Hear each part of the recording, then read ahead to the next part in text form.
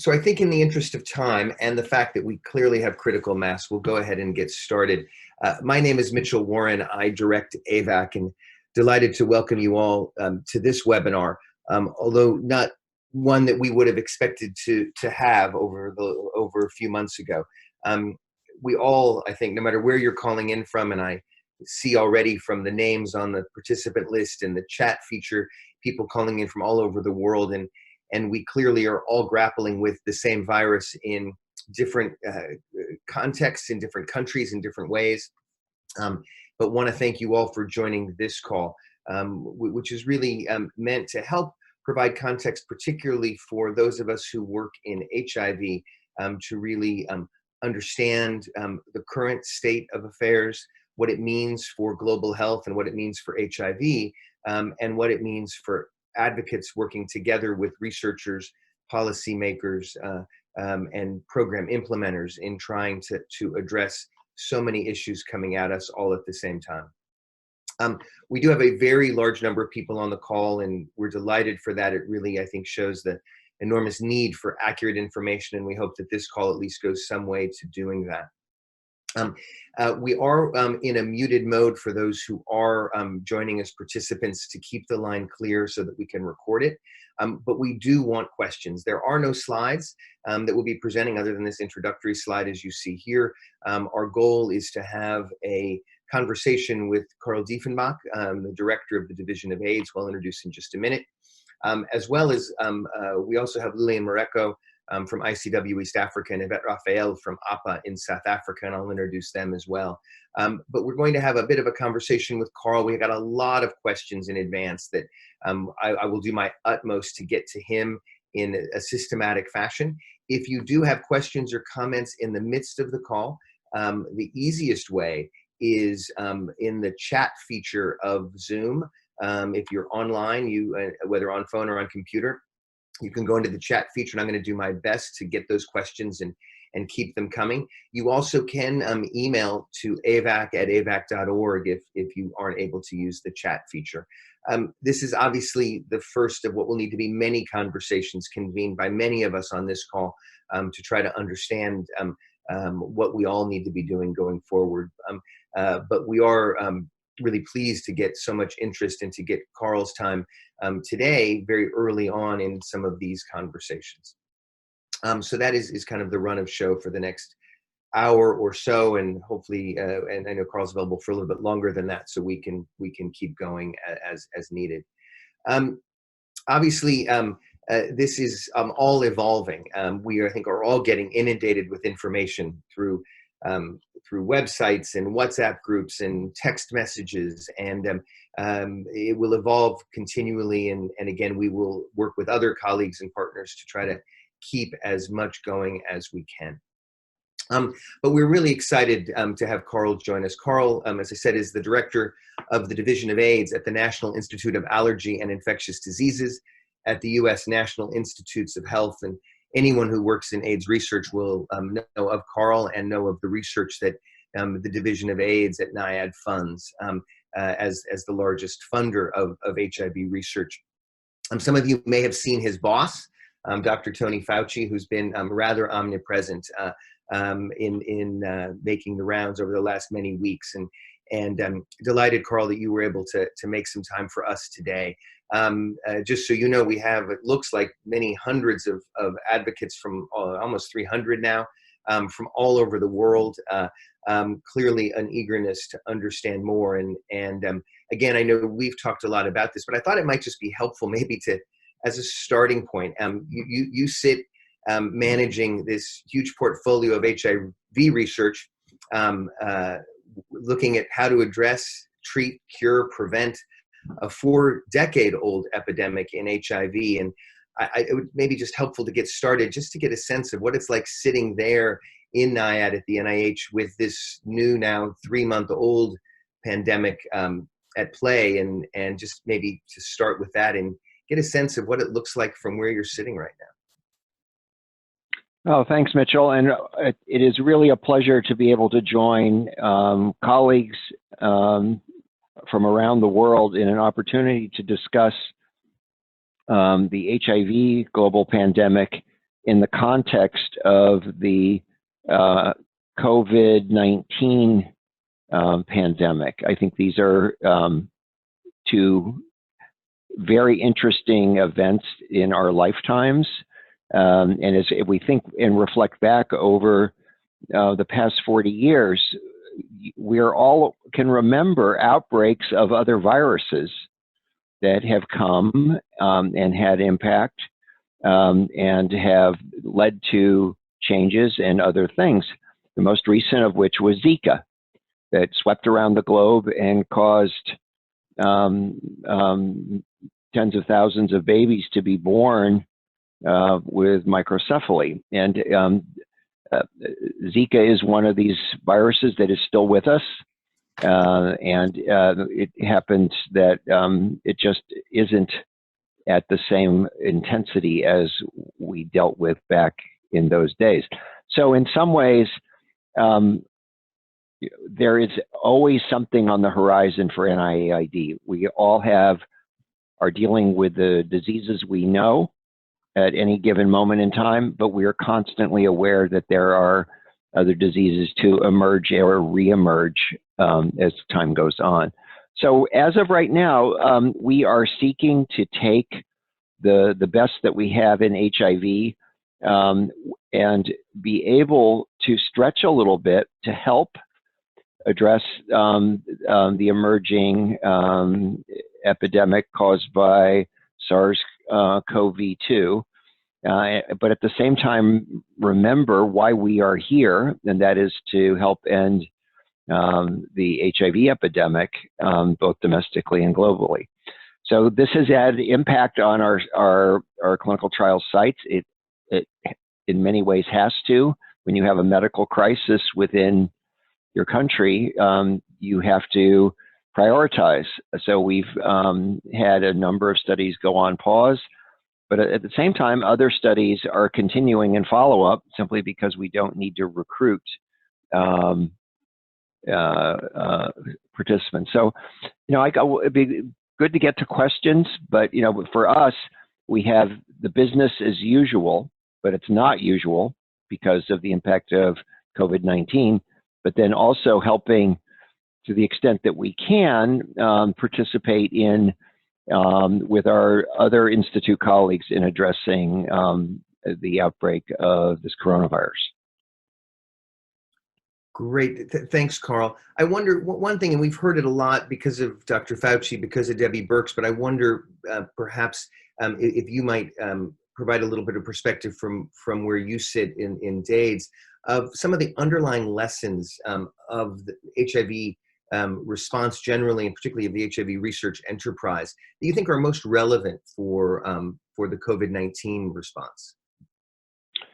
So I think that as we think about any outbreak, the first thing that comes to mind is how can we provide the research and therefore then generate the treatments and vaccines and other technologies needed to treat or prevent the disease that we're studying. So that's the response for HIV started back in the seems like only yesterday, but back in the mid part of the half of the last century, and we built first therapeutics and then have been working on prevention strategies. And it started with therapeutics because of the nature of the way the disease presented. For HIV, we all remember it presented with severe immunodeficiency, which was the hallmark of the disease, and people were dying.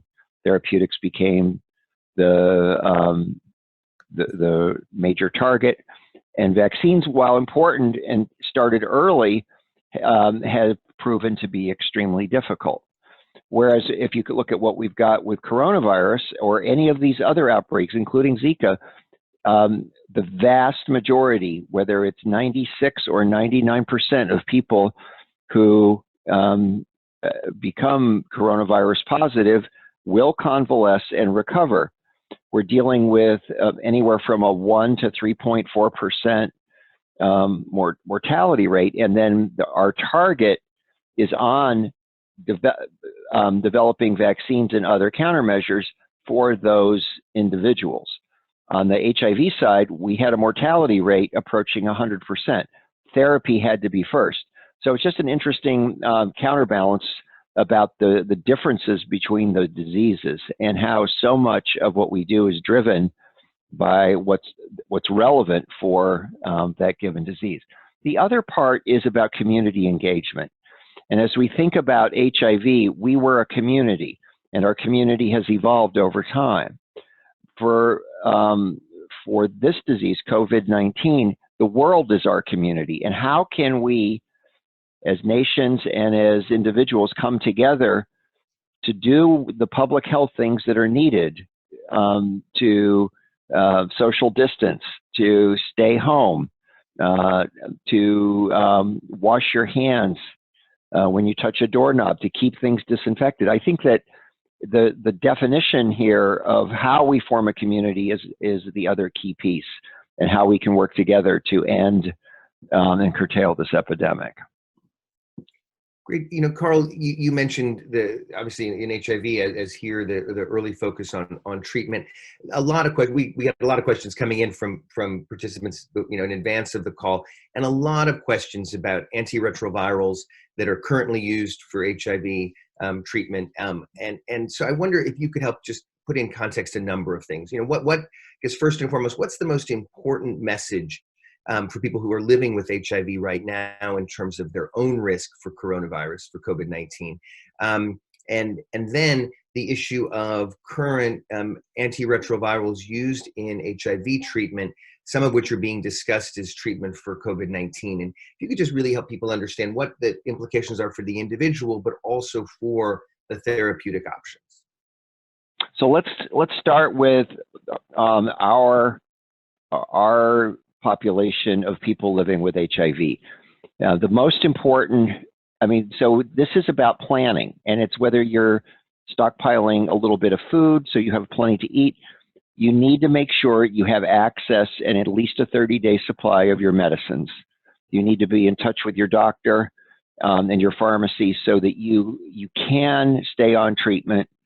And if you are using PrEP, that you have access to a sufficient supply so that you can live worry-free. So to me, it's good common sense. Hopefully you're up to date on your vaccines. If you're over 65, that you've received your shingles vaccines and you have received your Pneumovax vaccines. So good common sense of living a healthy life as somebody on antiretrovirals or somebody taking PrEP. You can stay active, continue to exercise, do what you need to do. Listen to your doctor. Common sense things. Are you at greater risk of acquiring a coronavirus infection? We don't know the answer to that. We don't think so. So, this is one of those ones where data will matter. What we do know, and this is important, is that there are some parallels. People with that are susceptible to pathology of coronavirus and morbidity and mortality have underlying medical conditions, whether you're immunosuppressed, have diabetes, hypertension, cardiovascular disease. HIV has, even in treated HIV, there's a bit more of these comorbidities associated with HIV. So I think a rational person could say that perhaps if you have a comorbidity, and if you're living with HIV and you have a comorbidity, you can view yourself as potentially having greater risk of needing medical attention if you do contract coronavirus. So I think that there's in many ways, somebody who's living with HIV and living positively and adhering to medications is a pretty healthy person. So in that sense, you just need to be smart about washing your hands, social distancing, and doing all the public health measures we all should be doing to help prevent any of us acquiring coronavirus infection. With regard to the medications, there's been a lot of speculation about a number of drugs, and one of the points that Dr. Fauci continues to make is we need to live in an evidence-based, fact-based world where randomized controlled clinical trials are the coin of the realm, and we take our answers on whether study agent A, B, C, or D work according to the definition in the protocol and whether or not there was a statistically relevant signal for that drug. So the first drug that has now been reported out as not being effective was Kaletra, and this was published last week in the New England Journal of Medicine.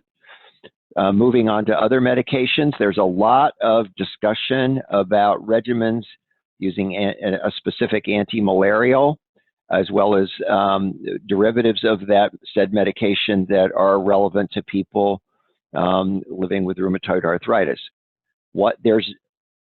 Let's come back to the fact that there has not been a well-controlled randomized clinical trial to demonstrate either efficacy or safety for these agents. That said, this is the time where researchers need to step up and design and complete those studies so that we have the evidence base to say said molecules are safe and effective, or safe and not effective, or not safe and not effective. We don't know.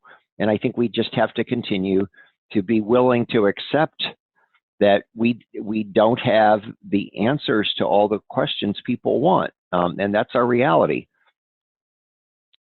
Great, thanks, Carl. And I'm just going to, one question that came in, I think has a very clear answer, but I want to make sure everyone hears it. Someone asked, are there any approved regimens for this novel corona infection? And I just want to make sure you get a chance to answer that. Let me say this loud and clear. At this point in time, there are no definitively proven products that can treat or prevent COVID-19.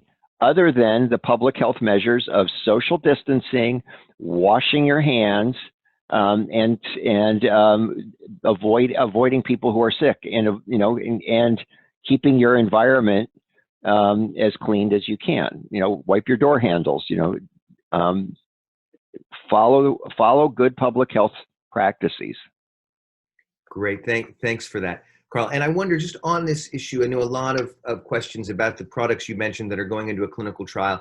And there was an announcement, I think, late last week over the weekend, both from WHO and from the French INSERM, I guess the quasi-equivalent of the NIH in France, about this large four-armed trial looking at different innovations. And I just wonder that they're designing what is called a pragmatic clinical trial. And I know we had a lot of questions from partners asking about what does it mean to be a pragmatic clinical trial? And I just wonder if you could help people understand how that differs from some of the things we're used to talking about with you in terms of classic randomized control trials.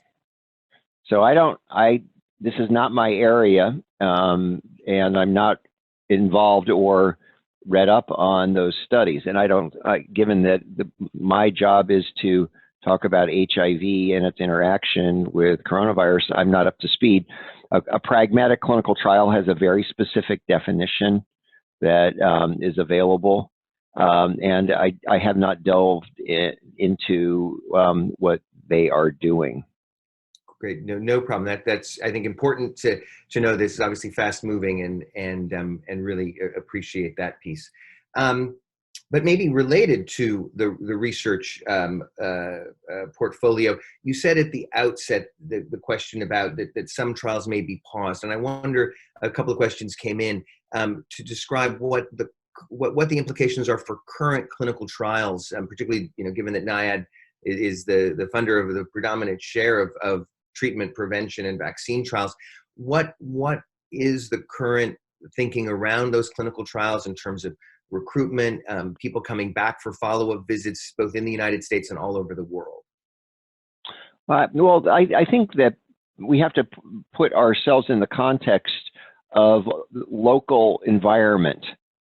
And if your clinical trial site or a clinical research unit is at a clinic that is just completely overwhelmed with people coming in with flu-like symptoms and needing a coronavirus test, we're having to suspend active recruitment at a site like that. We have given sites permission to consider interesting and different ways of getting study visits accomplished. We need people to come back in, particularly if they need refills of their study provided medications.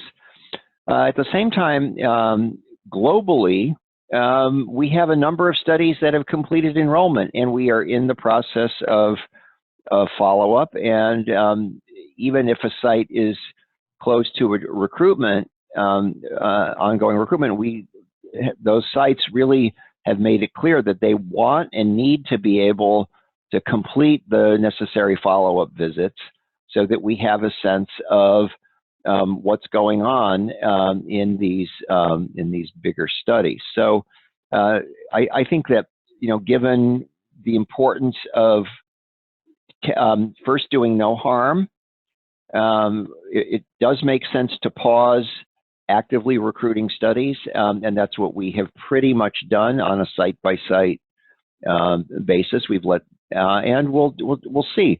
Individual cities will have coronavirus epidemics that wax and wane, and then when they're ready to reopen, we will work with them so that they can begin enrollment. But our intention is to keep ongoing studies that are in follow-up moving forward so that we can complete. But again, that may mean phone calls, visits via phone call, visits in other ways. With technologies, you can do a lot. Mm.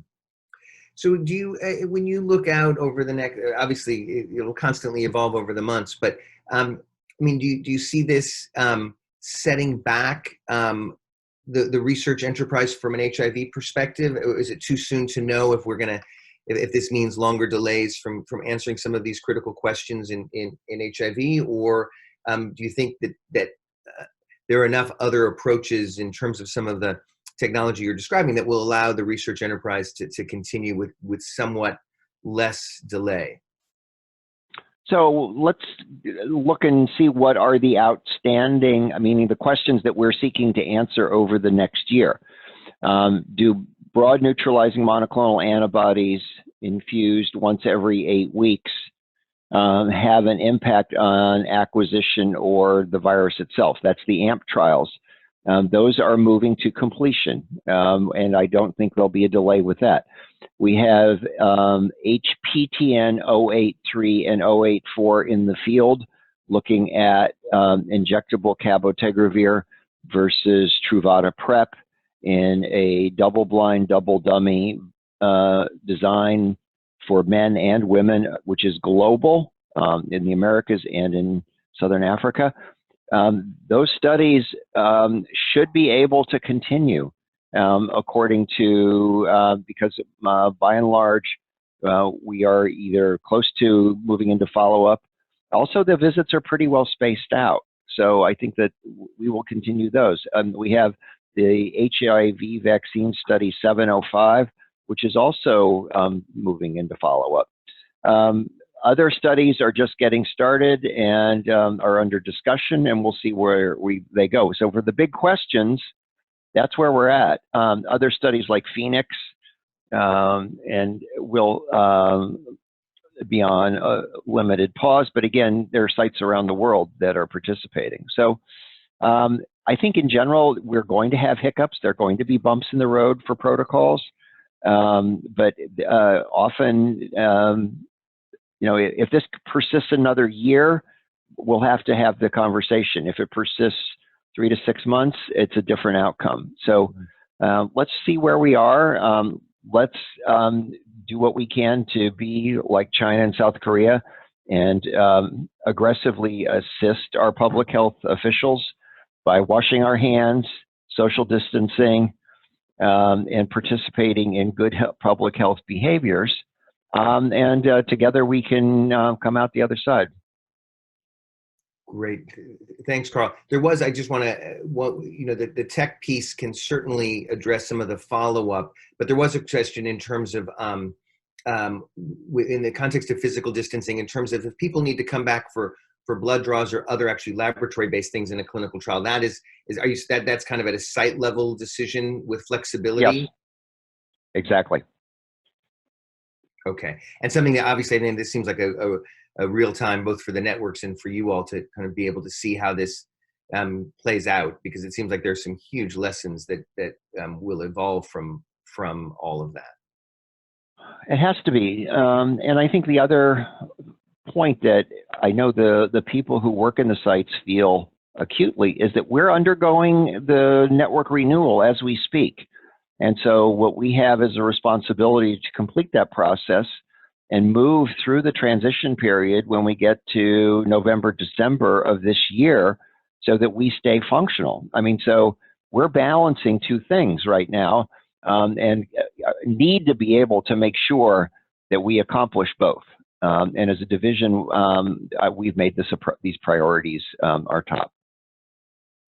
Great. One thing that's come up in a number of questions in terms of the trade-offs in terms of both resources and time for dealing with all of these different issues. And so maybe a couple of questions came in just first on some timelines. There obviously has been a huge push very early on around vaccine development for COVID-19 and a lot of excitement that there were already vaccines, including collaborations with the Vaccine Research Center at the NIH. They were able in a matter of months to get into at least initial phase 1 trials. And I think a lot of people, particularly a lot of vaccine advocates, thinking, wow, we've taken so long for HIV vaccine development. So just to help understand how different timelines, the resources, and the scientific challenges are between these two different pathogens in terms of vaccine development, because I think people are like, wow, we could do that in 3 months. Why can't we do that with another HIV vaccine? Yeah. That is a really important question, and it's one that I think we need to just come back and focus on and look at the difference. How many people who have become or are living with HIV or have ever been living with HIV in the world have spontaneously cleared their HIV infection? The answer to that question is 0. The virus, 70 million. The human population, 0. That's not a good score. Contrast that to coronavirus, where everybody clears their infection, and then there is a fraction of people who die from the infection. So you have a disease that has a path to a vaccine because we have convalescence as a model, and HIV where we have to essentially be better than the immunity we get from natural infection. So that at its core is why an HIV vaccine is so much more complicated. In the meantime, HIV has been busy trying vaccine strategies for the past 30 to 40 years and have developed a large number of really good platforms for vaccine development and design.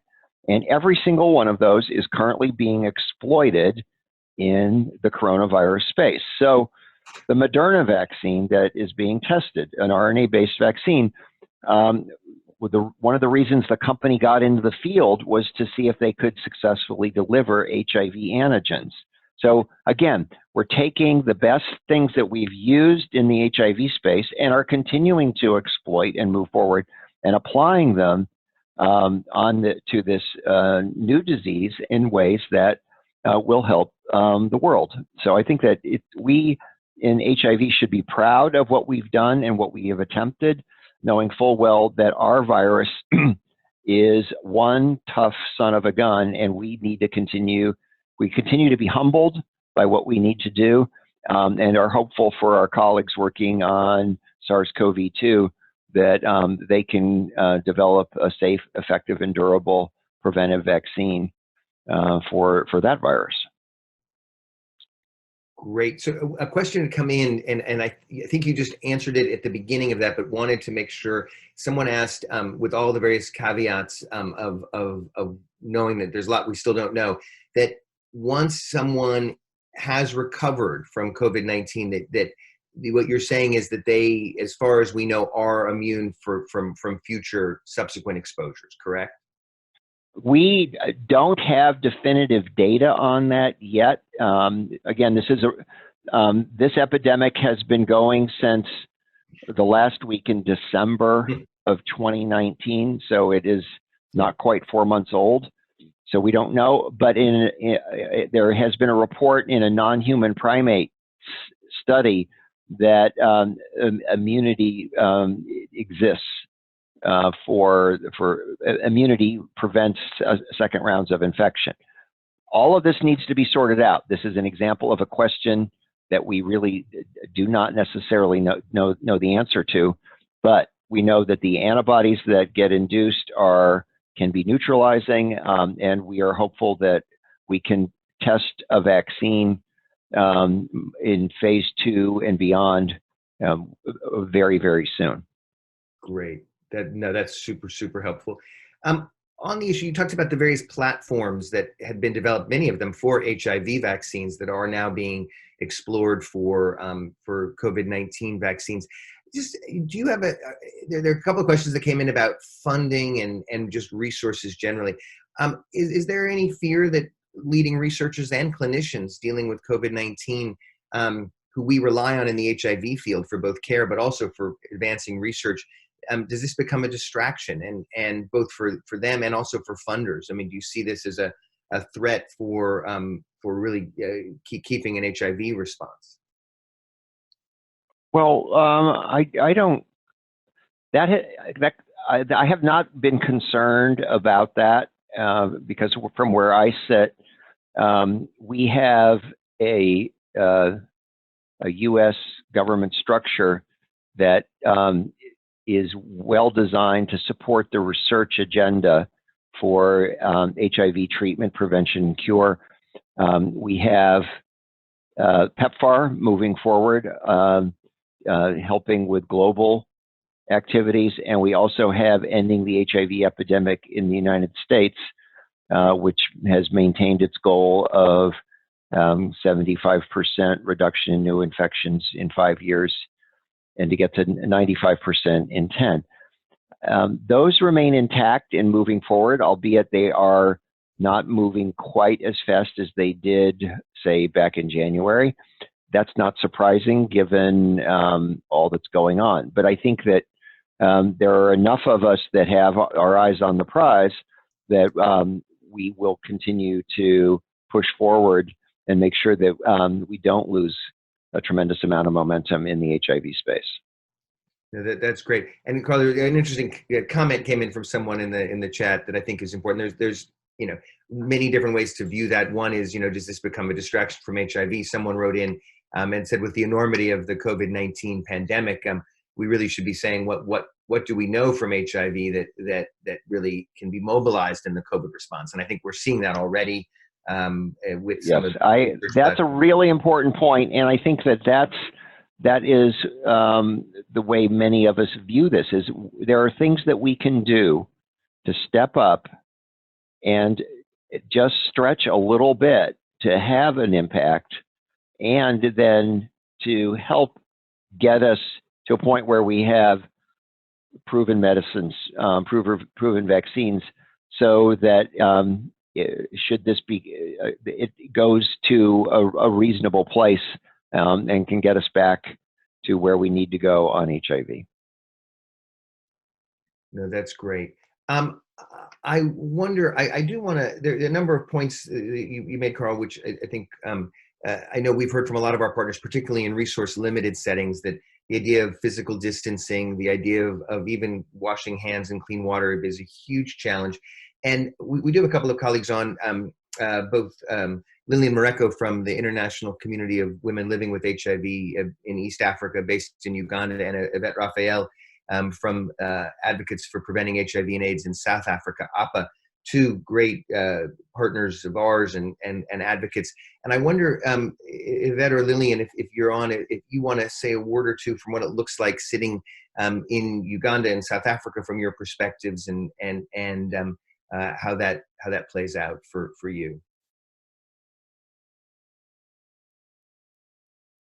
Hi, Lillian here. Can you hear me? Yes. Hello, Lillian. Welcome. Thank you. Hi, everybody who is listening in, and thank you for being on the call, and thank you, Eva, for organizing this call. We are yet in another, what I would call a crisis as community people, as civil society, as advocates, and this is a time for us to really not sit back, but to continue doing what we have been doing, but to put on another gear to make sure that we are doing the best we can for the communities that we serve, especially in the region where we come from.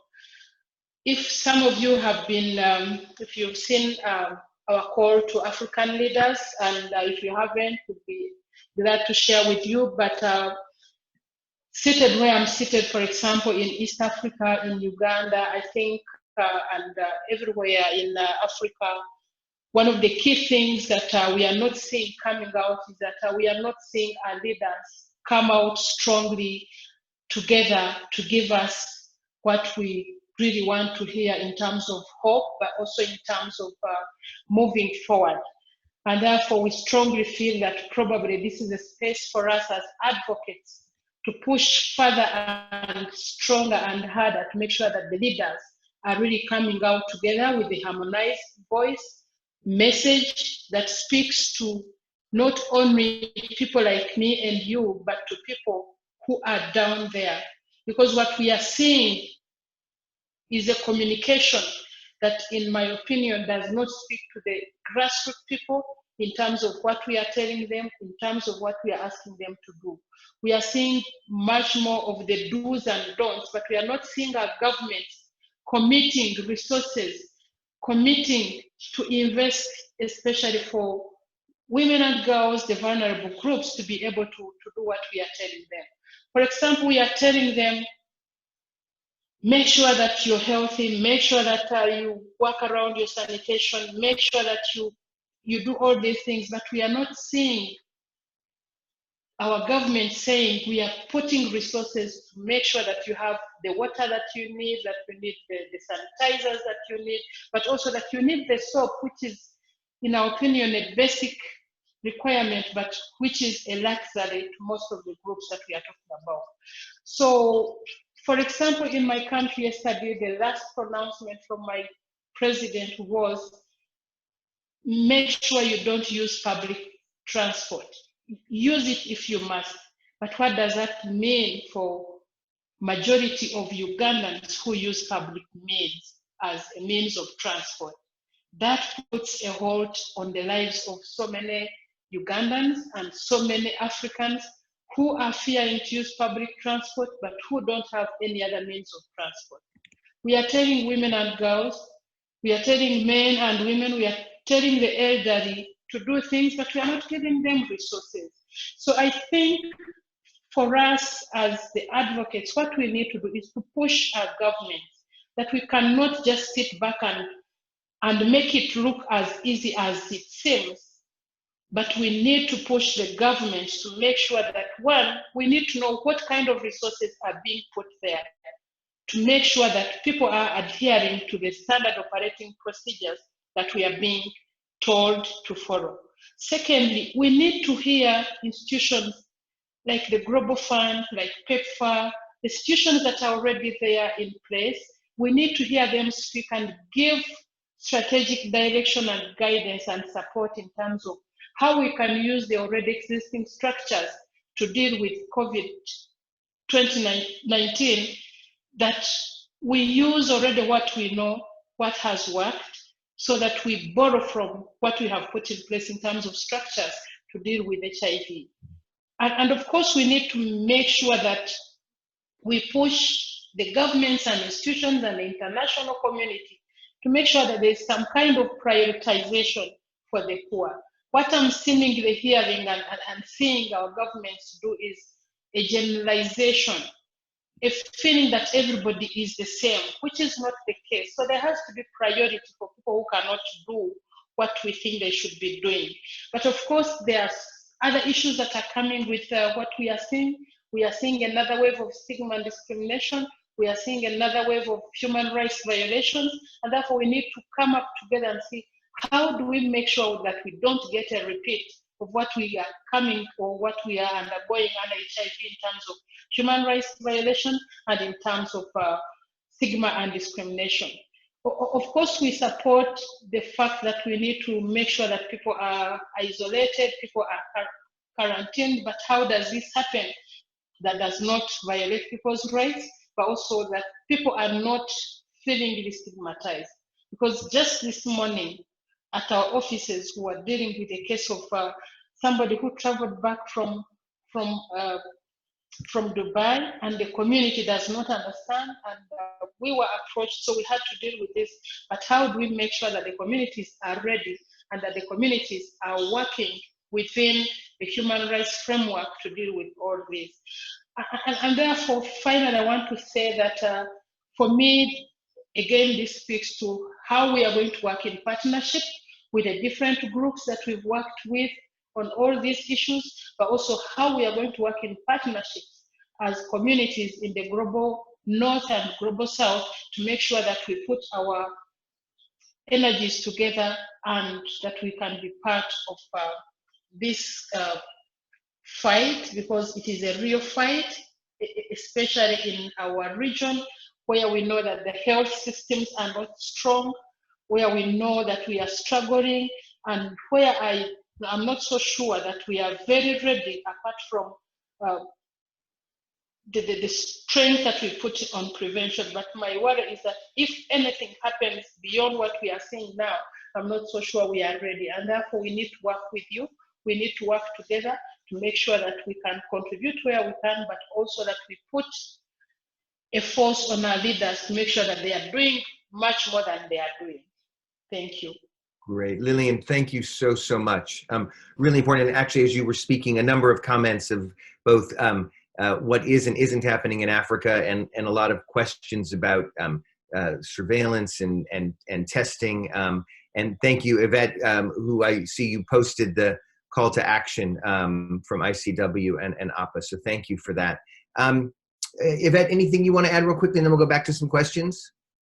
Yes, good afternoon, everyone. And yeah, from a very shaky advocate, first of all, thanks for the global solidarity, the exchange for best practice.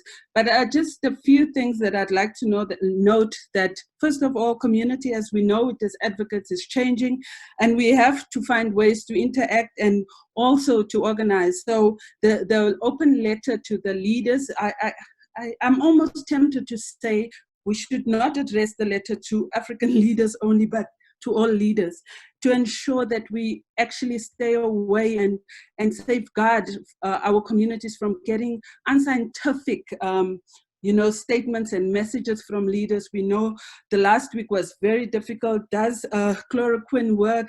Are we going to be able to treat this with Kaletra? People, there were calls for advocates to give up their Kaletra. How do we ensure that we organize without causing harm?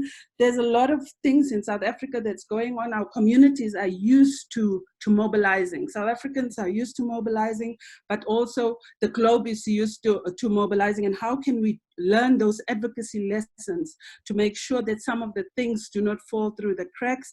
I hear a lot of people talk about the comorbidity of HIV and COVID, but advocates are more worried about if we do shut down as community, our communities, our towns, our countries shut down, what's going to happen to advocates who depend on receiving their medication on a monthly basis?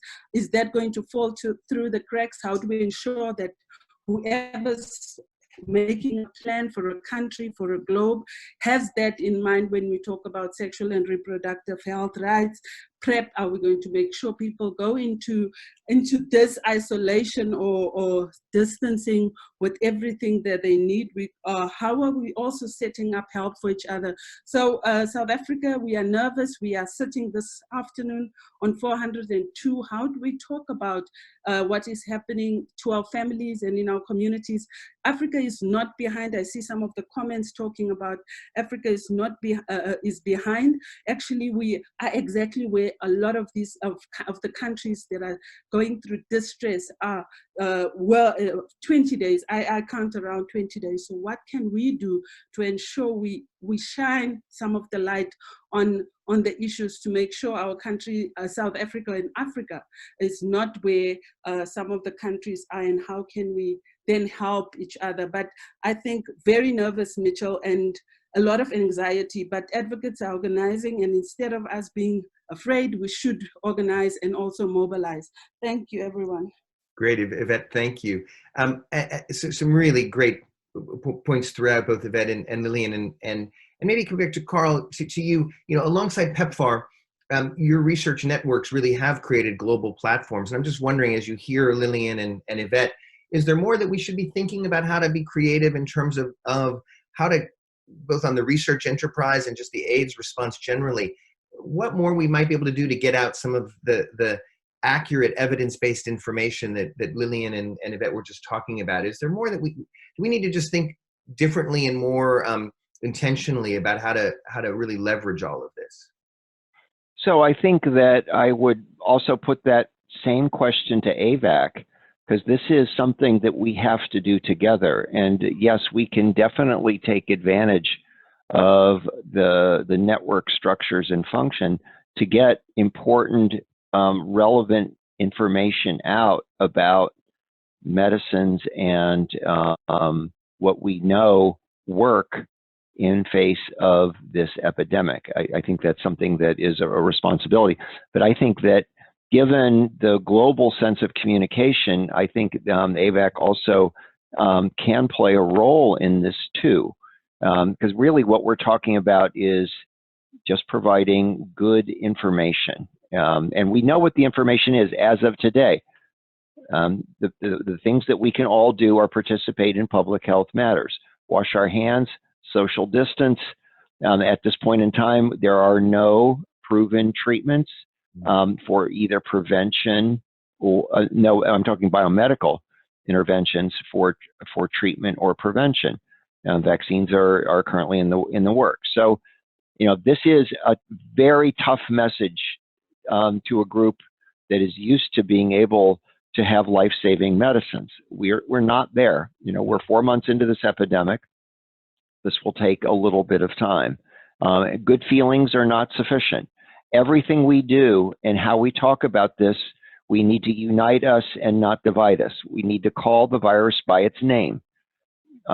SARS coronavirus 2 is the name of the virus. Let's continue to name the disease appropriately. COVID-19.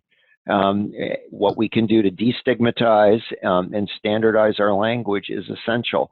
But again, let's trade in facts and evidence. Carl, thank you for that.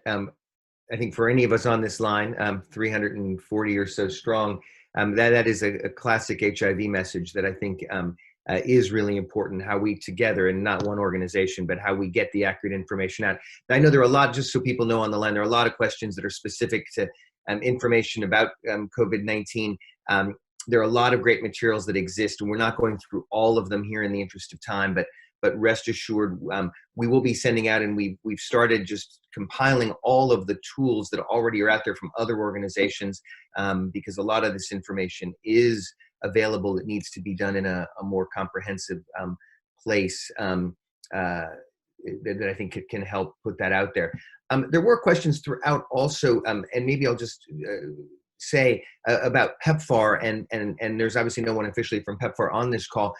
We will post, PEPFAR just this weekend did issue guidance to PEPFAR programs, technical guidance in the context of coronavirus. I think it was late Friday. We will send that around so people see exactly what PEPFAR is saying in terms of what programs can do. And I think just to say, and this is going to be true for all of us, whether advocates based on the ground in Africa, sitting at the NIH or sitting at AVAC, is what are the implications of these programs, both the research activities, but also the programs of how do you do, circumcision services or PrEP delivery or a clinical trial in this new world. And again, there's guidance that is out. I think we all need to be aggressively monitoring this in all of our communities to see how that plays out. So just trying to really get to a couple of these points that were raised. And again, we'll post these resources, including the new PEPFAR guidance, shortly after this call, as well as a recording from this call. I'm just scrolling through. Someone asked, yeah, about the PEPFAR funds being redirected to assist COVID-19. I think you'll see in this PEPFAR guidance, it's not so much shifting away, but how those resources can be leveraged.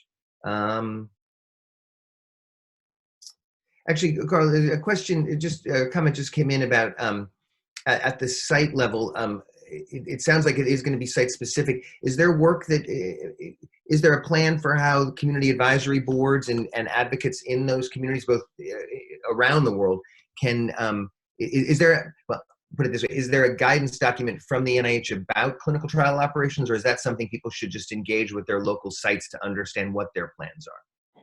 So we sent a note to our sites that first and foremost, they were under the aegis of their local health departments and recommendations. And again, because you can't inside the Beltway set a standard that could dictate everything at an individual site. We're really leaving it to the sites to make what decisions for what's best for them in their local environment.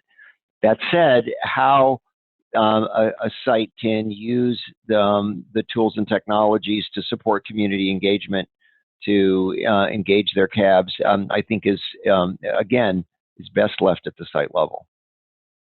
Great, and maybe just to say, and we would love for those of you working, I should also say, for those of you who don't know the expression, the Beltway, Washington, D.C. does have a circular road around it, and we talk about the politics within that Beltway that drive, sadly, so much of our discourse. But that was Carl's comment there. But I do want to just let people know, I think all of us would love to be able to really understand how this plays out. So if you are sitting at a site, whether a CAB member, I know I know many of you are on CABs that are on this call, or working with clinical trial sites, it would be great, I think, if we could consolidate the information so we can collectively understand how this plays out, because it is going to be different in each community. Also, I know Michael Luella just posted, and I did see this, and again, we'll include this in the follow-up, but the University of Washington's AIDS Clinical Trial Unit CAB meeting is moving virtual. I know it's going to be quite late for those in other parts of the world, but we can send that note that's going to look specifically about questions of COVID-19 and HIV treatment with one of their lead investigators, and we will do that. And Michael just wrote that they'll be posting a recording as well. Thank you for that. One other quick question that just came in, Carl. In terms of this with site discretion, budget implications. I think someone possibly working at a site, job security. These are difficult challenges. Is there allowance to kind of iterate and know that they're not going to lose out if they have to put things on pause? I mean, that's a huge ask, I know, but how does that play out?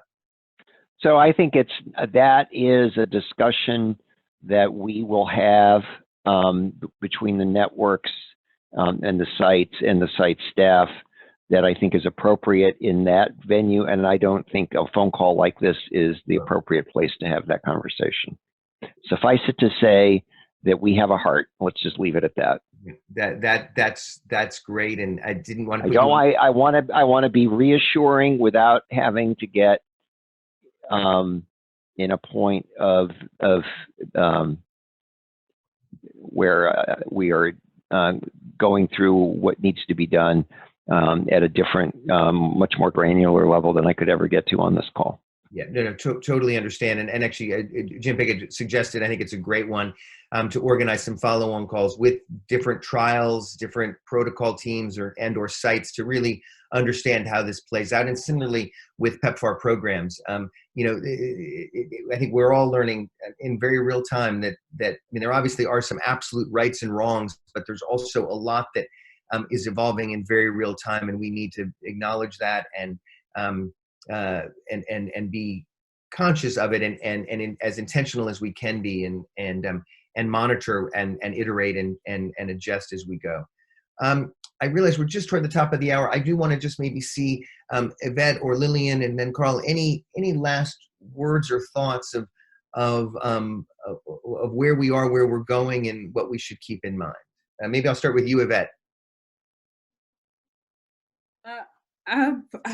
Yeah, Mitchell, thank you so much. I think for me, one of the things that I picked up today was around the issue of how the virus is moved around and how people mostly think that we are preventing ourselves from getting infected. I think the message should be making sure that we don't infect other people. How do we contribute to the vulnerability, and how do we call out that vulnerability? Thank you. Great, thanks, Yvette. Lillian. Hi, I think for me what I'm picking is the role of community engagement. I think we have an important role, and let's leverage on what we know, what we have done for so many years, and let's be the backbone for the communities, because the advantage we have is that we are coming from where we've gone through all this, but there are communities that really, there are people who don't understand all this and they don't know how to deal with it. So we need to take that platform, we need to provide the leadership, and we need to work together. Over. Great, Lillian, thank you so much. Carl, last thoughts as we go forward.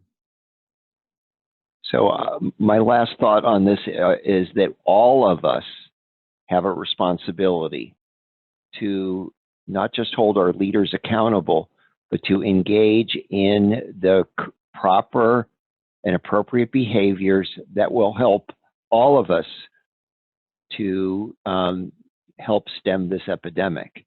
And so if that means social distancing, washing our hands, we all have that responsibility to engage in that way. None of us are above or below this. We can only do this as citizens of the world and do this together. Great, Carl, thank you so much. I really want to thank all three of you of how this plays out. Obviously, there are many more things to discuss. Maybe just to say, and I know a number of comments coming in, that some of the public health messaging obviously is going to, as with any public health issue, rely on local context and local leadership, and their issues about how one physically distance in a crowded township or a huge slum area, and how one manages without running water and without soap and hand sanitizer. It's not like walking into the Walmart. Those are very real issues, and I'm so grateful to have Lillian and Yvette as partners and as leaders in their communities to try to understand what that looks like. And I think it is evolving in very real time, and we just really want to acknowledge that and find ways to support each other in this. One of the things that I think came up in the very beginning, and the issue of the AIDS response, is a platform, whether that's a clinical trial platform or a PEPFAR programmatic platform or a vaccine vector platform that could be adapted to coronavirus. And I'm reminded of something that Debbie Burke said in her new role just last week. She talked about another silent epidemic in HIV, and she recognized the HIV epidemic was solved by the community. I'm reading from her words, that HIV advocates and activists who stood up when no one was listening and got everyone's attention. And I think it's that sense of community that we've all learned and lived in the HIV experience, that we do need to find how we can collaborate with each other as partners, irrespective of what institution and area of this work we work in, to figure that out. That is what got us to even having a conversation about ending the HIV epidemic. And if we don't prioritize that in this new world order, we won't get through either of these pandemics, coronavirus 19 or HIV. So really want to thank all of you for joining. Obviously, there are many more conversations that need to be had, and we will be sharing updated information. And I think one of the things that we've learned at AVAC in the last 10 days is, while the importance of physical separation is essential, as Carl described, to the best degree possible to prevent the spread of this infection. We have to work overtime, all of us, to harness the social interactions that keep us human. And too much of it now has to be on Zoom, although this one didn't even have video, so we didn't see each other. But we have to remember that even as we physically distance, that our ability to socially interact with colleagues all over the world, as we have in HIV, is just as important in this time and place. And we look forward to working with all of you in harnessing that, because without it, we really do become isolated in a negative way. We need to become isolated in a way that prevents infection, but socially connected to keep the work moving across all of these global health needs. Again, I really want to thank Yvette Raphael from APA, Lillian Mareko from ICW East Africa, and Carl Dieffenbach from the Division of AIDS at NIH. And we will have many, many more conversations and much work to do. But thank you all, and stay safe, stay connected, and stay in touch. And thank you, Mitchell, and thank AVAC. Thanks, everybody. Have great days and stay well.